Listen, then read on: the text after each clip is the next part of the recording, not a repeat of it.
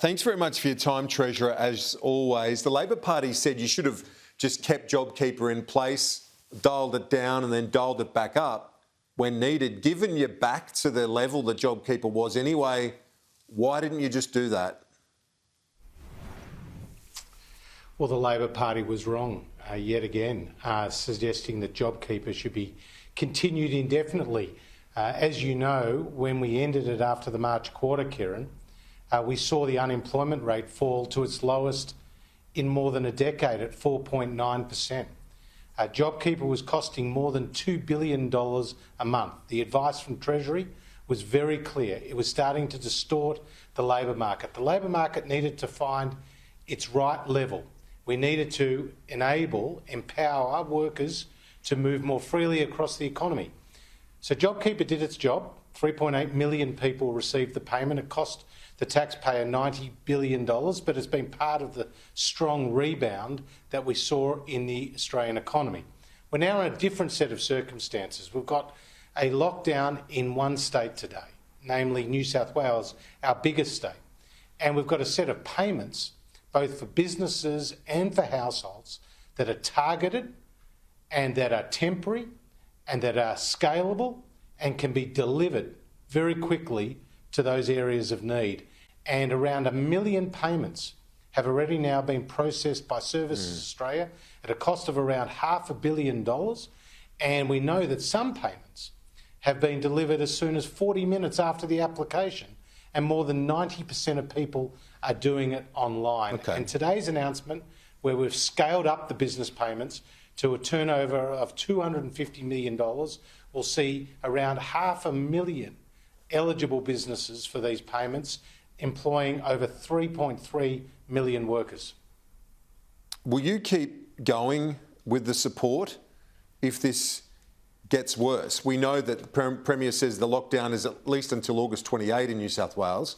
Will you go as long as you need to at a cost of, $750 million a week? Well, the $750 million a week that we are pouring into the New South Wales economy is equivalent to what we were pouring into the Victorian economy when they were subject to lockdown at the back half of last year. When that was occurring, JobKeeper was in place. We will do what is required to support the people of New South Wales. We've shown from day one of this crisis, that we will use the Commonwealth's balance sheet to support Australian families and businesses. That's why there are more people in work today than before the pandemic began. That's why our economy today, Kieran, is bigger than before the pandemic began. But we're facing a new challenge, and that's why we have a new set of economic support payments in place. Is the 40% of payroll basis upon which you're judging how much to provide businesses, why is that the right mechanism? And is it enough to get businesses through this, what is going to be another significant downturn? So let's be clear who is eligible for these payments.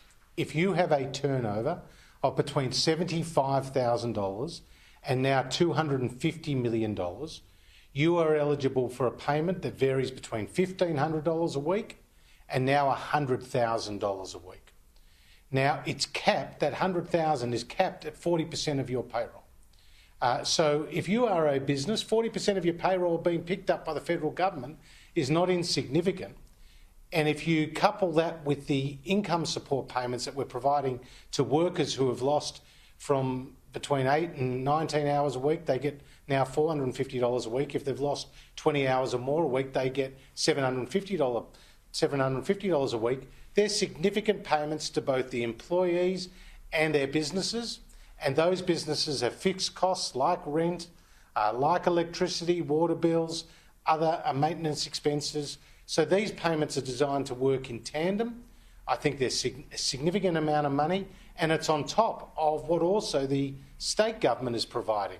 And as you know, these business payments are on a 50-50 basis with them, and they have some other payments that are also in place.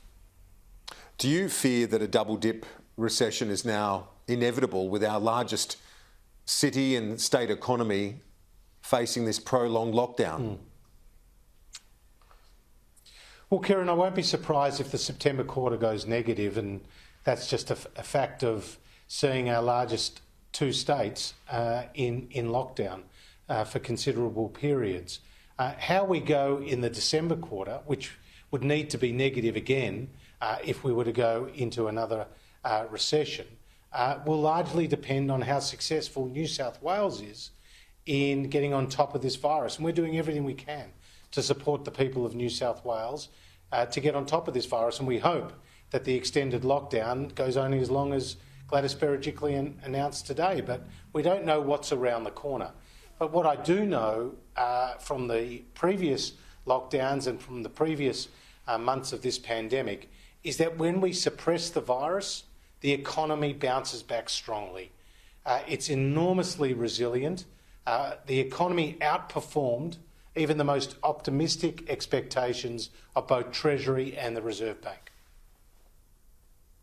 Indeed, that was a great result, but this is another test of the resilience of not just the economy, but the Australian people as well. Do you think, given how precarious things are now, in your mind as Treasurer, incidentally now I think second only to Peter Costello in terms of length of time in the Treasury portfolio, leaping ahead of both Joe Hockey and Scott Morrison this week. So your time in the job is quite significant now. But are you looking at a pre-election budget? Is that something you're thinking is a real possibility here?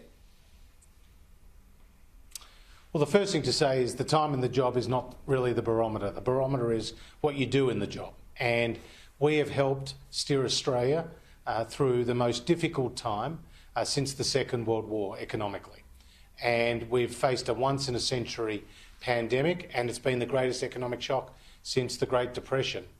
And we have seen a strong rebound, but today we face a new set of challenges that we're responding to.